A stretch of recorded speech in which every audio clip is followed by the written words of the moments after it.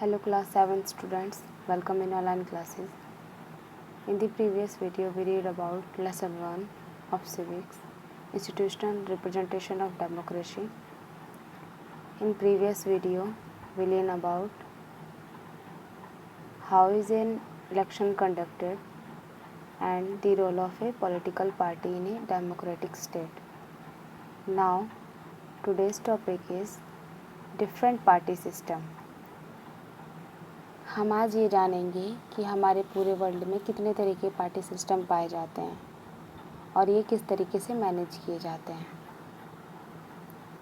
Different party system start करते हैं। Countries around the world have different party system. हमारे world बहुत बड़ा है जिसमें बहुत डिफरेंट कंट्रीज़ हैं और ये जो कंट्रीज़ हैं इनके अलग अलग पार्टी सिस्टम इसमें पाए जाते हैं। These are broadly categorized into one party and single party, two party and bi-party, multi-party and multi-party system. These are broadly categorized. इनको क्या किया गया है, कुछ कैटेगरी में बांटा गया है, जिसको पहला आपका है वन पार्टी सिस्टम जिसको सिंगल पार्टी कहते हैं, टू पार्टी सिस्टम जिसको बाई पार्टी कहते हैं, मल्टी पार्टी सिस्टम जिसमें क्या होता है कि मैनी पार्टीज होती हैं। In some countries only one political party exist. किसी कंट्री में क्या होता है कि एक ही पार्टी होती है। This is called one party system, उसको वन पार्टी सिस्टम कहते हैं। इन सच ए सिस्टम, ऐसे सिस्टम में क्या होता है, the voter really do not have much choice as all the candidate belonging to one party. जितने भी क्षेत्र से कैंडिडेट चुनाव लड़ेंगे सब एक ही पार्टी से रिलेटेड होंगे, तो क्या होगा कि वोटर्स के पास कोई भी चॉइस नहीं होती है एक के अलावा। उन लोग को एक ही को वोट देना है, चाहे जैसे भी देना है। One party system is not desirable, मतलब पीपल्स अपनी मर्जी से तो नहीं चुनते हैं उनको। As the single party might become dictatorial, वो डिक्टोरियल भी बन जाती है क्योंकि एक ही सरकार होती है, पीपल्स के पास कोई ऑप्शन नहीं होता है दूसरी सरकार बनाने का। तो ये कुछ तानाशाही, अपनी मर्जी को थोपना, रूल्स रेगुलेशन पब्लिक पे थोपना, ये सब करती हैं। One party system exist in China, China में है। हु इज़ क्या है, चाइना कौन है, our neighbouring countries. United State of America have two party also called bi party. USA में क्या है, टू पार्टी सिस्टम है जिसको बाई पार्टी सिस्टम भी कहते हैं। After election one party form the opposition. जब एक इलेक्शन के बाद जब एक पार्टी क्या होती है, गवर्नमेंट बना देती है, जो दूसरी पार्टी होती है वो क्या करती है, अपोजिशन पार्टी बनाती है।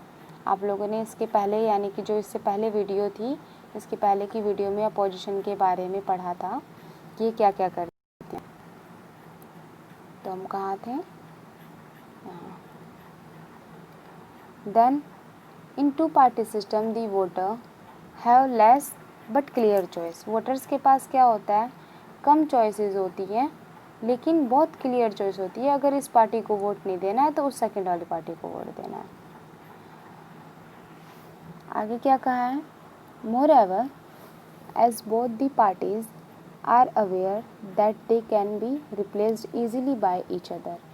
क्या है, उनके पास ये ऑप्शन होता है कि पब्लिक के पास कि अगर एक पार्टी को वोट नहीं देना तो सेकंड पार्टी को वोट देना, बस दो चॉइस होती है उनके पास।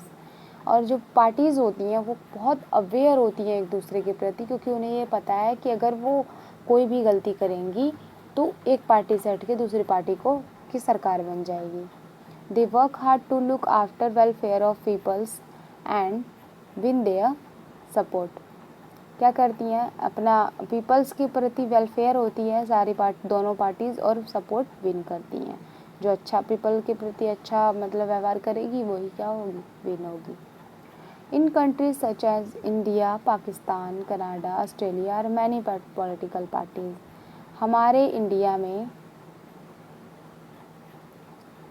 मैनी पार्टीज़ हैं, मतलब मल्टी पार्टी सिस्टम है, ठीक है। हमारे इंडिया में मल्टी पार्टी सिस्टम पाया जाता है। इसके साथ साथ पाकिस्तान, कनाडा, ऑस्ट्रेलिया में भी पाया जाता है। तो वोटर्स हैं वाइड चॉइस, बहुत बड़ी बड़ी चॉइस होती है इनके पास। They can choose several candidate, अलग अलग कैंडिडेट को चूज कर सकते हैं डिफरेंट पार्टीज से। This is called multi party system. इसको क्या कहते हैं? मल्टी पार्टी सिस्टम बोलते हैं। In such a system, while numerous political parties claim to represent as aspiration of different section of peoples, the voter are often confused. Parties क्या करती हैं? बहुत सारी पॉलिटिकल पार्टीज़ होती हैं, ये पीपल्स के प्रति मतलब बहुत सारे एस्पिरेशन करती हैं, बहुत सारे प्रस्ताव रखती हैं, जिसकी वजह से वोटर्स क्या हो जाते हैं? वोट देने में कंफ्यूज हो जाते हैं। Some time after election no single party, कभी कभी ऐसा होता है कि कोई एक पार्टी क्या है नहीं जीतती है, दो पार्टियाँ जीत जाती हैं। तो क्या उस वक्त क्या होता है? एक फॉर्म ये क्या करती हैं, मतलब फॉर्म नहीं, गवर्नमेंट फॉर्म नहीं कर सकती हैं, तो ये 2 और मोर पार्टीज़ क्या करती हैं? एक साथ आकर कोलिशन गवर्नमेंट बनाती हैं। कोलिशन गवर्नमेंट को हिंदी में गठबंधन कहते हैं। ठीक है, नाम भी सुना होगा आप सभी ने गठबंधन का। आगे क्या कहा है? इन इंडिया, हमारे इंडिया में देयर आर 2 कैटेगरी, हमारे इंडिया में 2 पार्टीज़ होती हैं, एक नेशनल और एक रीजनल। जो नेशनल पार्टी होती है वो 4 और 3 मतलब 4 से ज़्यादा स्टेट के लिए होती है, और जो रीजनल पार्टी होती है वो क्या होती है? इलेक्शन में अलग अलग रिप्रेजेंटेटिव और स्टेट से चुने जाते हैं, वो रीजनल पार्टी होती है, क्षेत्रीय पार्टी जिसे कहते हैं। एज ऑन 2 सितंबर 2016 के बेस पे जो लिस्ट जारी की गई है नेशनल पार्टीज़ की, वो आपके सामने हैं। All India terminal, Congress, Bahujan Samaj party, Bharatiya Janata party, etcetera. यहाँ पे बहुत सारी क्या की गई हैं? पार्टीज़ के नाम दिए गए हैं। ठीक है, और ऐसे ही इसी सेम डेट पे 2 सितंबर 2016 में ही 48 रीजनल पार्टीज़ के नाम दिए गए, जिसमें आप लोगों के बीजू जनता दल और ये आपका आम आदमी पार्टी, राष्ट्रीय जनता दल, बहुत सारी इस तरीके की पार्टीज़ के नाम यहाँ दिए गए हैं। तो ये आप ध्यान से एक बार देख लेंगे कि कौन सा रीजनल है, रीजनल पार्टी है, कौन सी रीजनल पार्टी है और कौन सी क्या है हमारी पार्टी है।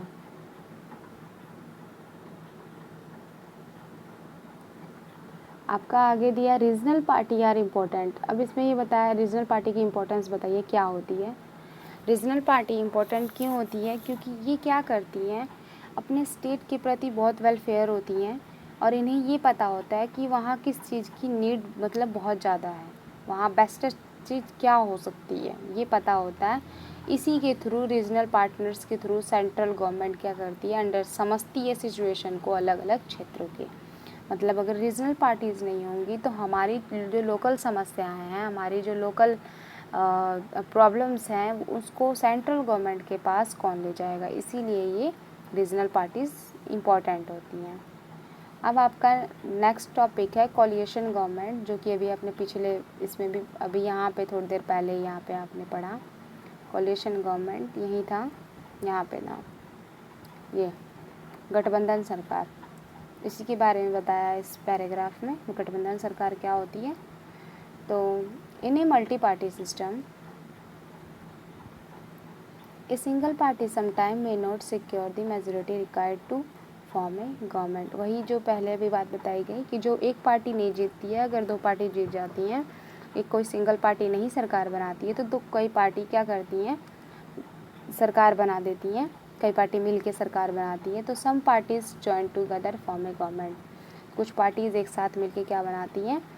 गवर्नमेंट बनाती है। उस तरह की सरकार को क्या कहते हैं? कोलिशन गवर्नमेंट कहते हैं। और ये बिगेस्ट पार्टी कोलिशन लीड करती है, जो उनमें से सबसे बड़ी होती है पार्टी, जो गठबंधन करती है, जो पार्टी एक से एक करें या 2 करें या इससे ज़्यादा करें, तो जो बिगेस्ट पार्टी होती है जिसके पास पावर्स ज़्यादा हो और बिग पार्टी में नाम हो, तो वही क्या है? लीड करती है उस पूरी गठबंधन को, वहाँ के पूरे मतलब ग्रुप को क्या करती है? लीड करती है।